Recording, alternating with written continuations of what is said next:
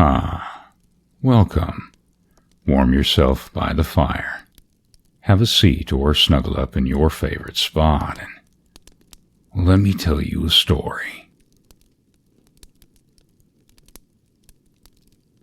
From his perch on the blacksmith's anvil, he spoke between the puffs of his pipe.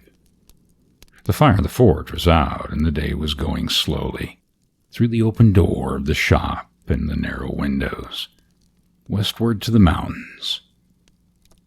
In the advancing shadow, on the pile of broken wheels, on the workbench, on keg and barrel, they sat puffing their pipes and listening. For a partner in business, I want a truthful man. But for a companion, well, give me one with imagination. To my mind, imagination is the spice of life. There's nothing so uninteresting as a fact, for, well, when you know it, that's the end of it. When life becomes nothing but facts, it's not worth living. Yet in a few years, the race will have no imagination left. It's being educated out. I mean, just look at the children. When I was young, the bogeyman was as real to me as Pa, and nearly as much to be feared of. But just yesterday I was lectured for merely mentioning him to my nephew. So, as it is with ghosts. We was taught to believe in ghosts the same as we was in Adam or Noah. Nowadays, nobody believes in them. It is unscientific, and if you are superstitious, you're considered ignorant and laughed at. Ghosts are the product of the imagination, but if I imagine I see one, he is as real to me as if he actually existed, isn't he? Well, therefore, he does exist. Well, that's logic. You fellows have become scientific and admit only to what you see and feel. Don't depend on your imagination for anything.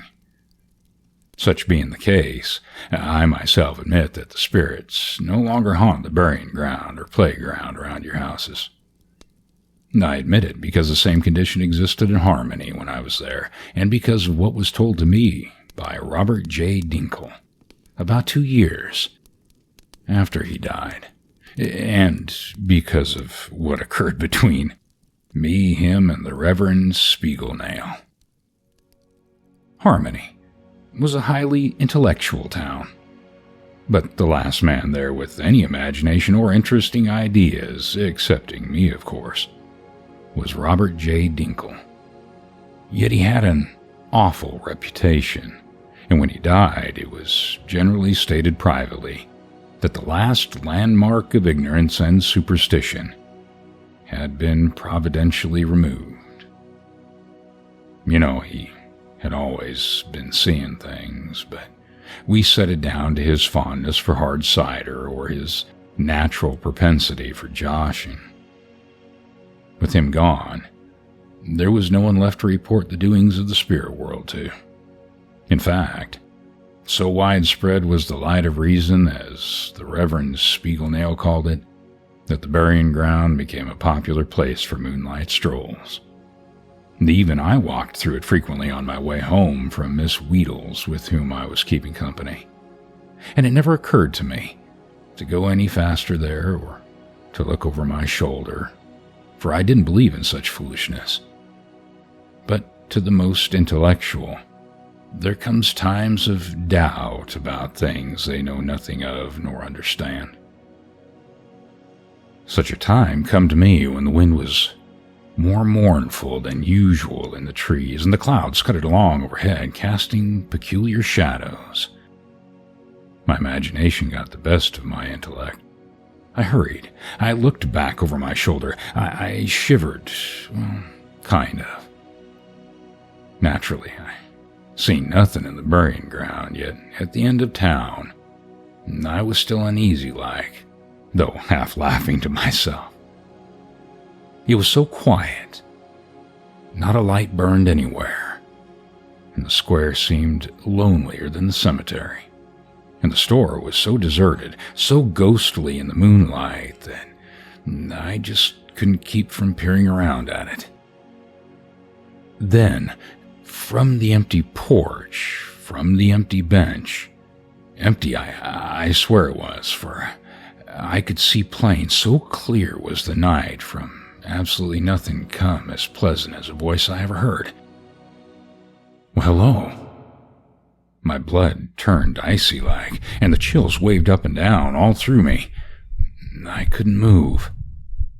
The voice came again, so natural, so familiar that I warmed some and rubbed my eyes and stared, and there, sitting on that bench, in his favorite place, was the late Robert J. Dinkle, gleaming in the moonlight, the front door showing right through him. Well, I must appear pretty distinct, he says in a proud-like way. Can't you see me very plain? See him? Well, I should think so. Even the patches on his coat was visible, and only for the building behind him. He never looked more natural, and hearing him so pleasant set me to thinking. This is the spirit of Robert J. Dinkle. In life, he never did me any harm, and in his present misty condition, it's likely to do less. But if he's looking for trouble, well, I'm not afraid of a bit of fog. Such being the case, I thought I shall address him as soon as I am able. But Robert got tired of waiting and spoke again in an anxious tone, and a little louder, and rather complaining. You deaf? Don't I show up good? Says he. I've never seen you looking better, I answered. For my voice came back, and the chills were quieter, and I was fairly calm and dared even to move a little nearer. A bright smile showed on his pale face. It is a relief to see it at last. For years I've been trying to do a little haunting around here, and no one would notice me. I used to think maybe my material was too delicate and gauzy, but I've conceded that, after all, this misty stuff is not to blame. He heaved a sigh so natural that I forgot all about him being a ghost. Indeed, taken all in all, I seen that he had improved and was solemner, and had a sweeter expression, and wasn't likely to give in to his old propensity for joshing. We'll sit down and we'll talk it over. Really, I can't do any harm, but please be a little afraid, and then I will show up more distincter. I must be getting pretty dim now. Oh, you are, I said, for though I was on the porch edging near him, most bold, I could hardly see him. Without any warning, he gave me an awful groan and brought the chills waving back most violently. I jumped and stared, and as I stared, he stood out plainer and more solid in the moonlight. Oh, well, that's better, he said with a jolly chuckle. Now, you do believe in me, don't you? We'll sit here nervous-like on the edge of the bench, and don't be too calm, or I'll disappear. The ghost's orders were followed explicit, but with him sitting there so natural and pleasant, it was hard to be frightened, and more than once I forgot. He, seeing me peering like my eyesight was bad, would give a groan that made my blood curdle. Then up he'd flare again, gleaming in the moonlight, full and strong. Harmony's getting too scientific, too intellectual, he said, speaking very melancholic. Why, what can't be explained by arithmetic or geography is put down as impossible. Even the preachers encourage such ideas, and talk about Adam and Eve being allegories. As a result, the graveyard has become the slowest place in town. You simply can't haunt anything around here. A man hears a groan in his room and he gets up and closes the shutter tighter, or throws a shoe at a rat, or swears at the wind in the chimney. A few spirits were hanging around when I was first dead, but they were complaining very bad about the hard times. There used to be plenty of good society in the burying ground, they said, but one by one they had to quit. All the old Berries had left, and old Miss Whoople retired when she was taken for a white mule. Mrs. Clump, who once operated around the deserted houses beyond the mill, had gave up in disgust just a week before my arrival. I tried to encourage the few remaining, explaining how the spiritualists were working down the valley and would strike at town at any time. But they'd all lost hope, kept fading away till, well, only I was left. If things don't turn around for the better soon, I must go too. It's awful discouraging and lonely. Folks ramble around the graves like I weren't even there. Why, just last night, my boy Ozzy came strolling along with a lady he's keeping company with. Now, where do you suppose they sat down to rest and look at the moon and talk about the silliest subjects? Right on my damned headstone. I stood in front of them and did the ghostliest things I could till I was clean tired out and discouraged. They just wouldn't pay the least attention to me. The poor old ghost almost broke down and cried. Never in life had I known him so much affected, and it went right to my heart to see him wiping his eyes with his kerchief and sniffling. Well, maybe you don't make enough noise when you haunt, I said sympathetic-like. Though I do all the regular acts. But we were always kind of limited. I float around and groan and talk foolish, and sometimes I pull off bedclothes or reveal the hiding place of buried treasure. But what good does it do in a town so intellectual as Harmony? Well, I have seen many folks who are down on their luck, but never one who so appealed to me as the late Robert J. Dinkle. It was the way he spoke, the way he looked, his general patheticness, his very helplessness and deservingness. In life I had known him well, and as he was now, well, I liked him better. So I did want to do something for him. We sat studying for a long time, him smoking very violent, blowing clouds of fog out of his pipe, me thinking up some way to help him. And ideas always come to them who sits and waits. The trouble is partly as you say, Robert, I allowed after a bit. You can't make enough noise to awaken the slumbering imagination of the intellectual in Harmony. But with a little natural help from me, though, you might stir things up in this town. Oh, you never saw a gladder smile or a more grateful look than that poor spirit gave me. Oh, with your help, I could do wonders. Now, who'll we start on? Well, the Reverend Spiegelnail has about all the imagination left in Harmony, of course excepting me. Robert's face visibly fell. I've tried him repeated and often, he said with a kind of argumentative-like tone. All the signs he made was to complain that his wife talked in her sleep. I wasn't going to argue. Oh, not me. I was all for action and lost no time in starting.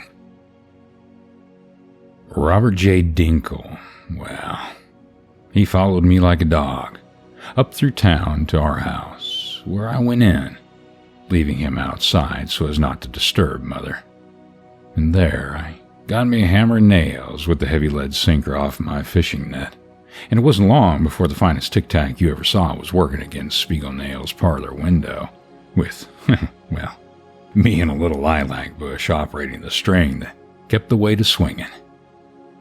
Before the house was an open spot where the moon shone full and clear, where Robert J. walked up and down about 2 feet off the ground, waving his arms slow-like and making the most melancholiest groans. Now, I've seen Uncle Tom's cabin frequently, but in all my life, well, I ain't never seen such acting. Yet, what was the consequences? Up went the window above, and the Reverend Spiegelnail showed out plain in the moonlight. "Who's there?" he called sternly. You ought to have seen Robert then. It was like a tonic to him. He rose higher and began to beat his arms, most violent, and to gurgle tremendously. But the preacher never budged.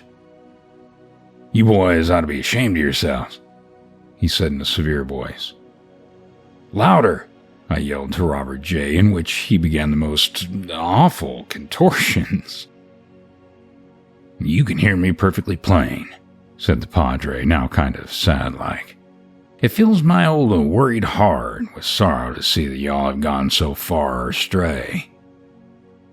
Hearing that, so calm, so distinct, so defiant, made Robert J. stop short and stare. To remind him, I gave the weight an extra thump, and it was so loud as to bring forth Mrs. Spiegelnail, her head showing plain as she peered out over the preacher's shoulder.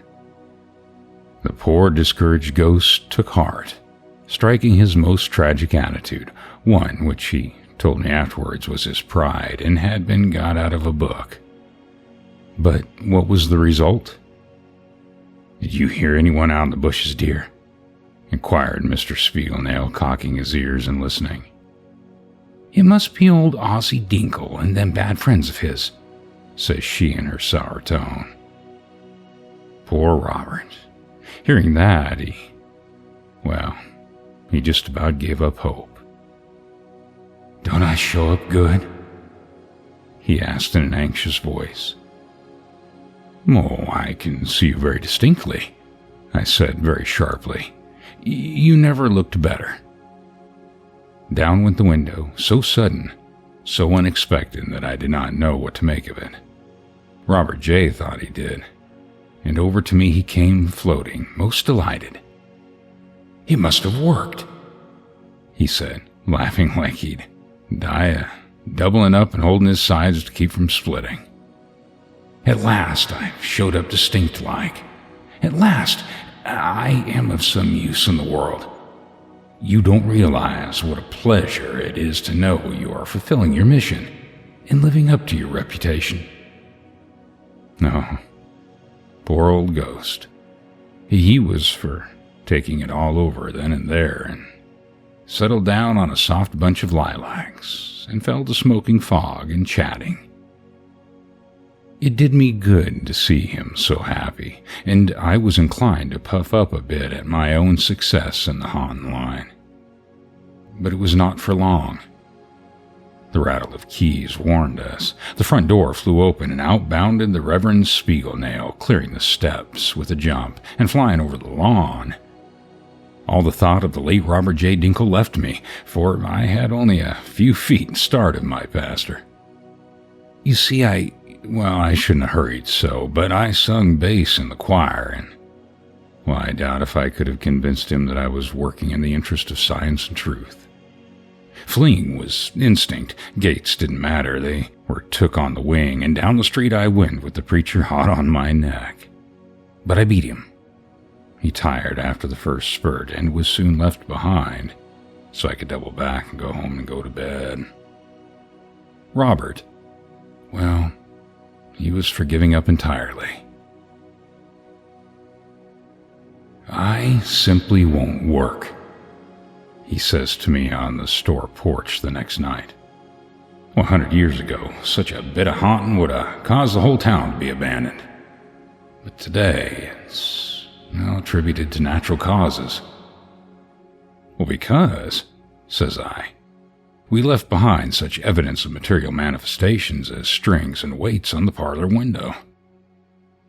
Suppose we work right in the house. You can hide in the closet and groan while I act. Now, you never did hear anything more innocent than that, did you? Yet he meant it, and I didn't even laugh. I'm too fond of my pastor to let him catch me in his closet. A far better spot for our work is the shortcut he takes home from church after Wednesday evening meetings. We won't be so loud, but more dignified, melancholier, and tragic. You overacted last night, Robert, I says. Next time, pace up and down like you were deep in thought and sigh gentle. then if he should see you, well, it would be nice to take his arm and walk home with him. I think I had the right idea of haunting, and had I been able to keep up Robert J. Dinkle's spirits and train him regular, I could have roused the slumbering imagination of Harmony and brought life back to the burying ground. But he was too easy discouraged. He lacked perseverance, for if ever Reverend Spiegelnail was on the point of seeing things, it was that night as he stepped out of the woods. He'd walked slow and meditating-like, till he come opposite where I was. Now, I didn't howl or groan or say anything in particular. What I did was to make a noise that wasn't animal. Neither was it human, nor was it regulation ghostly. As I had stated to the late Robert J. Dinkle, what was needed for haunting was something new and original. And it certainly caught Reverend Spiegelnail's attention. I seen him stop. I seen his lantern shake. It appeared like he was going to dive into the bushes for me, but he changed his mind. On he went, quicker, as if he wasn't afraid, yet was very close. That's where the moon brought out Robert beautifully as he paced slowly up and down, his head bowed like he was studying. Still, the preacher never saw him. Stepped right through him, in fact. I gave a dreadful sound again. Well, that stopped him. He turned, raised the lantern before him, put his hand to his ear, and seemed to be looking intense and listening. Hardly 10 feet away stood Robert, all a-trembling with excitement. But the light that shone through him was as steady as a rock. As the dome and I watched and listened, so quiet and calm, he lowered the lantern, rubbed his hands across his eyes, stepped forward, and looked again. The ghost was perfect. As I have stated, he was excited, and his sigh shook a little, but he was full of dignity and suavity. He shouldn't have lost heart so soon. I was sure then that he almost showed up plain to the preacher, and he would have grown on Reverend Spiegelnail had he kept on haunting him instead of giving in, just because that one night. The pastor walked on to the house fairly cool. He did walk quicker, I know that. And he did peer over his shoulder twice, and I did hear the kitchen door bang in a relieved way. But when we consider the stuff the ghosts are made of, we had not expect them to be heroes. They're too foggy and gauzy to have much perseverance, judging at least from Robert J. "I simply can't work anymore," says he when I came up to him as he sat there on the path, his elbows on his knees, his head on his hands, his eyes studying the ground most mournfully. "But Robert," I began, thinking to cheer him up. But he didn't hear. He wouldn't listen. He just faded away. Had he only held out, there's no telling what he might have done in his line. Often since then, I have thought of him and figured on his tremendous possibilities. That he had possibilities, I'm sure. Had I only realized it that last night we went out haunting, he never would have got away from me. But the realization came too late. It came in church the very next Sunday, with the usual announcements after the long prayer, as Reverend Spiegelnail was leaning over the pulpit eyeing the congregation through big smoked glasses. He said in a voice that was full of sadness, "I regret to announce that for the first time in 20 years, union services will be held in this town next Sabbath." Sitting in the choir, reading my music marks, I heard the preacher's words and started, for I saw at once that something unusual was happening, or had happened, or was about to happen. Unfortunately, said Mr. Spiegelnail, continuing. I shall have to turn my pulpit over to Brother Spiker of the Baptist Church, for my failing eyesight renders it necessary that I go at once to Philadelphia to consult an occultist. Some of my dear brethren may think this is an unusual step, but I should not desert them without cause. They may think, perhaps, that I am making much ado about nothing, and could be treated just as well in Harrisburg. To such, let me explain that I am suffering from an astigmatism.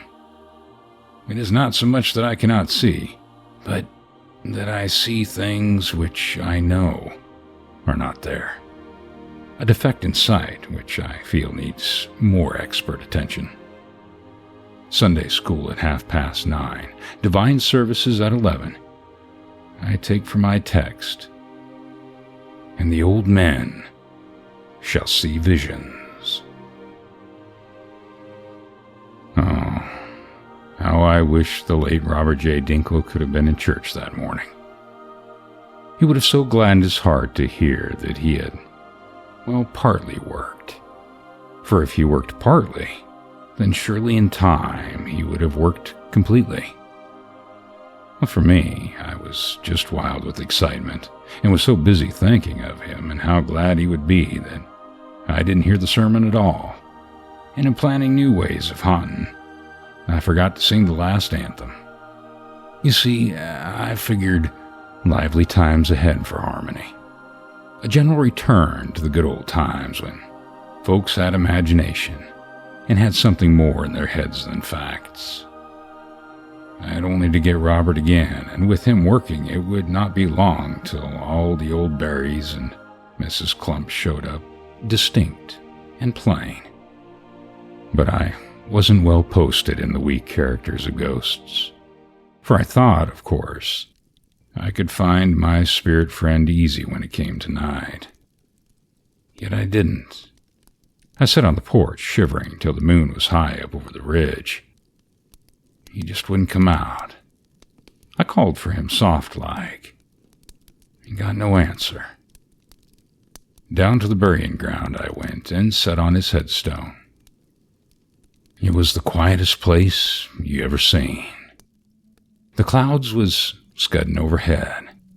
The wind was sighing among the leaves, and through the trees the moon was gleaming so clear and distinct you could almost read the monuments. It was just a night when things should have been lively there. A perfect night for haunting. I called for Robert. I listened, but he never answered. I heard only a bullfrog a-bellerin' in the pond, a whippoorwill whistling in the grove, and a dog howling at the moon. If you like these stories, subscribe, like, and share, and don't forget to hit that notification bell for future stories. And as always, I thank you for taking the time to listen. The end.